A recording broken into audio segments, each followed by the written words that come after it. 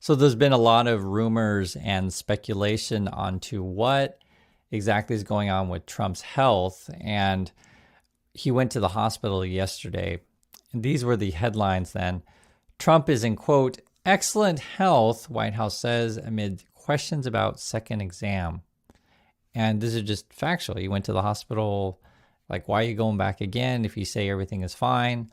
We know that he's got problems with the back of his hand. He's got problems with his ankles. He tweets out crazy stuff all the time. And so then the question is, okay, why are you going to the hospital? The interesting thing was that this is reported in NBC News and also from the official White House, essentially letter, that he got a shot, COVID vaccine and also a flu shot. They're not going to talk about this stuff on Fox News because the way that Trumpers and all the people at the top of the Republican Party, that they've gotten you to hate education, hate the hospitals, hate doctors, hate teachers, and essentially that they want to make cuts to you on these kind of things. Yet they're going to do these things for themselves, meaning that, put in the most simplest terms, Trump will tell you, you don't need a healthcare, you don't need a doctor, you don't need a professor, you don't need a teacher, and yet they're going to send their kids to the best schools and hospitals possible. Of course they are, right? And this is why it's so hard to talk about this stuff, because you're dealing with a population that's so easily fooled by Trump. I mean, isn't it obvious? This is the actual letter then from the physician to the president. And then this goes to Karen Levitt, right? The press secretary. And basically they just say right here, he got the influenza shot, annual influenza, and the COVID-19 booster vaccinations. Trump supporters are going to hate this kind of news. That's why they just don't talk about it basically on Fox News, because it's unpopular among them. But it is. This is what happened. He went through a whole bunch of tests. You want to read this whole thing? You can.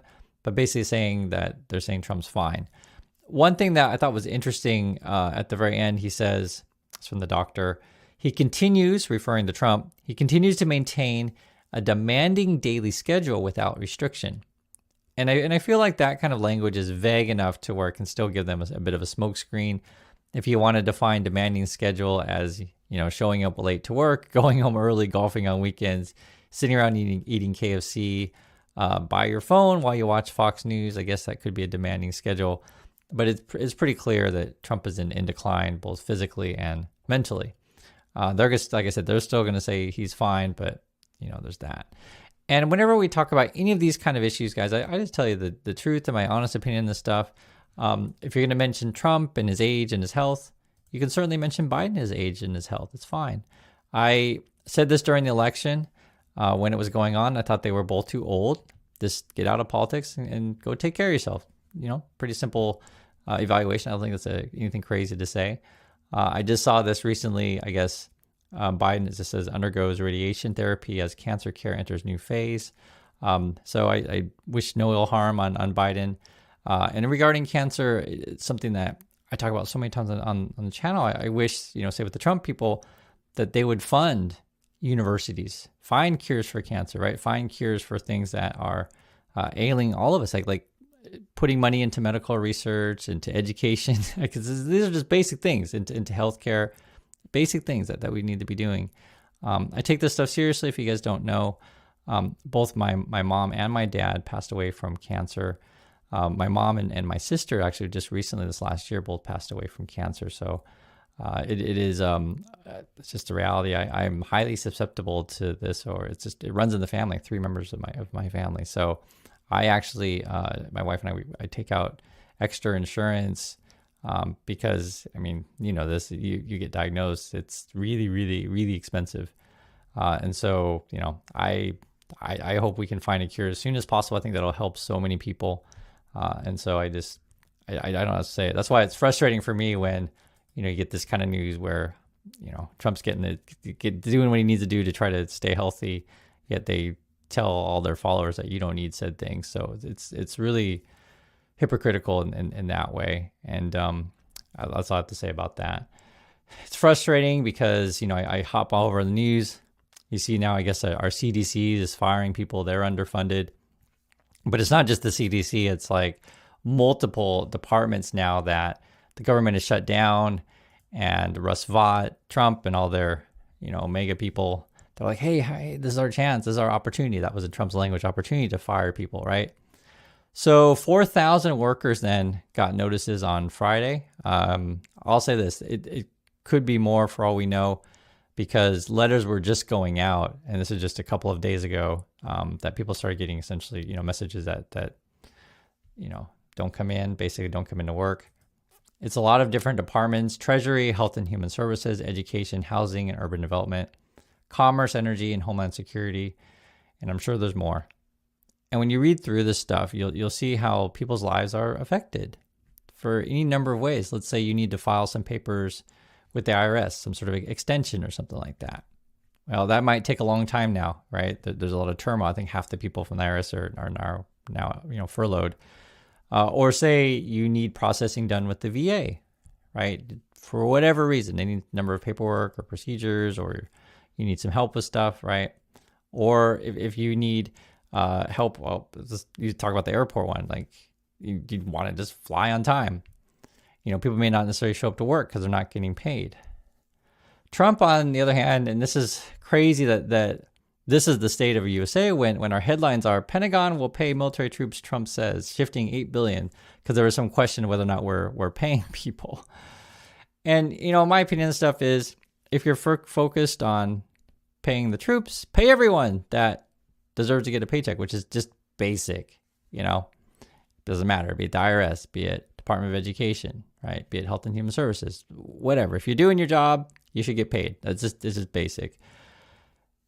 What do they say here? We have identified funds to do this, and Secretary Hegseth will use them to pay our troops.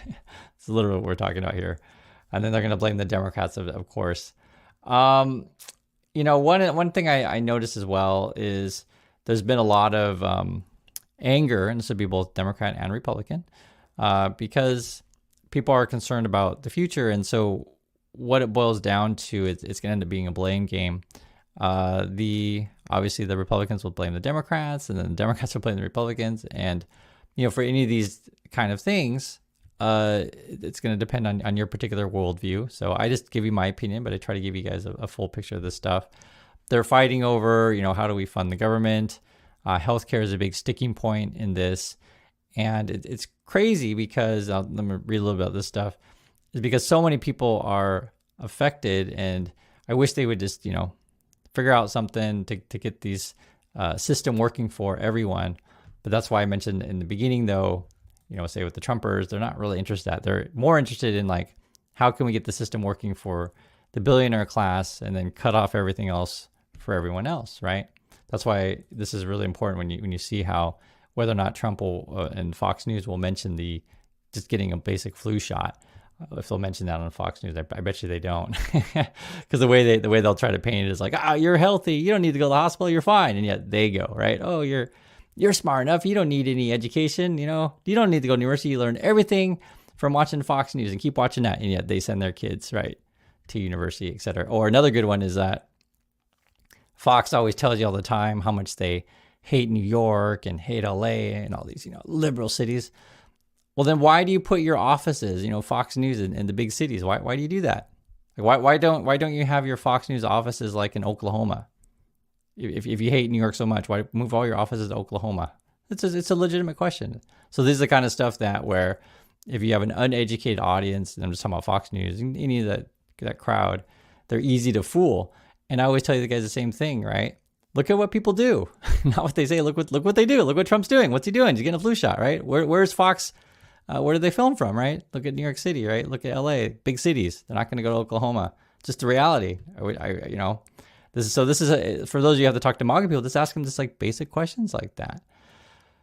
And then we're in a situation too where, and I mentioned this because it's going to be a small story because this unfortunately happens every day in USA, but I want to bring it up just to show you where we are. Mississippi homecoming turns deadly, 4 killed, 12 injured in downtown Leland shooting. Right, just the culture in USA with Trump and all that crowd is like they get you to love the guns and the Bible and forget about education, etc. And then basically then you all go do this kind of stuff. People get frustrated at the economy. There's any number of reasons why we have these issues, but it is all to say this: you don't have to live like this. among developed countries. USA is by far has way more of this kind of stuff than anywhere else. Just ask any of your, anyone from Europe, Asia, etc. You'll see. You guys already know this stuff, but I'm just mentioning it. And then I was thinking about this too, because we always, ask my opinion on this kind of stuff. What's going on here? Well, I guess we don't have enough workers to work in our farms, and so therefore things are going to cost more money, which is not a big surprise. It's obvious stuff, right? I don't know why. I don't know why we can't just have like regular conversations and talk like real people. Our news cycles, if you want to talk about YouTube channels, etc., are filled with a bunch of people that are basically actors and propagandists. Is basically what it ends up being. And you'll know if you're watching that kind of channel, is if they don't really give you a pros and cons kind of thing. They just always advocate for a particular point of view. And they always say, oh, well, a certain group of people are bad and a certain group of people are always good. And it's really obvious when you watch certain channels. So the best way to think about the stuff is like, when you watch something, do you feel like you understand everything that's going on? And do you feel inspired to be like, hey, okay, I like to learn, more about said things. That sounds like something that other people aren't talking about. Usually if they're not talking about it on other outlets, is because that's the really important stuff. This is an interesting one here. It says, Trump administration says immigration enforcement threatens higher food prices. Of course it does. And this is actually funny because it's just like the same pattern that they keep doing. You'll have more of the political people at the top, the cabinet secretaries, et cetera, will tell you everything's fine. And then you got like more of the career federal workers that are like telling you the opposite. So for example, I'll read through this one together. The Trump administration said that its immigration crackdown is hurting farmers and risking higher food prices for Americans by cutting off agriculture's labor supply. Of course, right? It's not hard to see.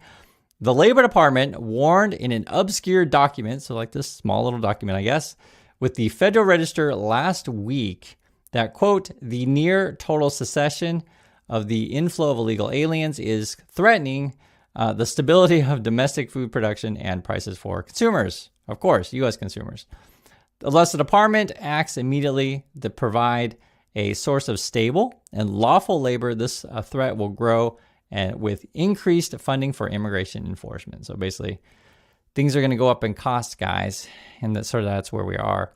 And I keep telling you this thing because I think it's going to get bigger and bigger. That we have this shadow economy related to immigration, and so if these people aren't working, they're not going to be paying rent, they're not going to be paying their bills, and you start going to have a domino, and then you're going to have higher food costs, etc.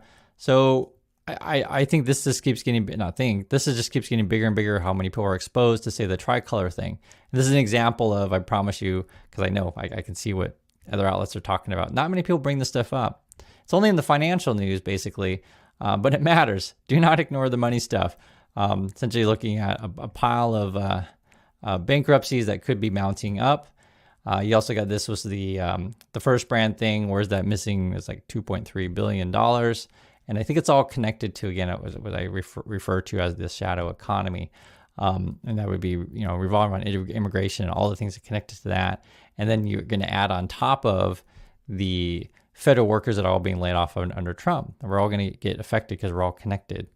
If you want to see how deep this problem goes in terms of the worker thing, because a lot of the problems we face in USA is surrounding this, I really recommend the documentary American Factory. You can find it on Netflix. I don't work for Netflix or anything. Just think this is a really good documentary, and it's really an update of the old movie Gung Ho, if you ever saw that, with Michael Keaton. And true story, I actually used to show these things in my class because it's really good to explore like how deeply rooted the U.S. problem is. But it doesn't mean that it's insolvable. It totally is solvable. However, you need to be honest about the challenges that are facing the country and not just pretend like it's, as in Trump's point of view, just look for the scapegoat and blame, the people who don't have any power. That's what it ends up being. Like, I blame black and brown people who are delivery drivers. It's ludicrous. So anyway, that's my thoughts on this stuff. We'll keep track if any other news comes out about Trump's health. I shared my opinion on these things. I don't think he's well. And like I said, I think there's ways that they can sort of hide it through vague language. So that's my thoughts. I'd like to hear yours, and I'll catch you on the next video.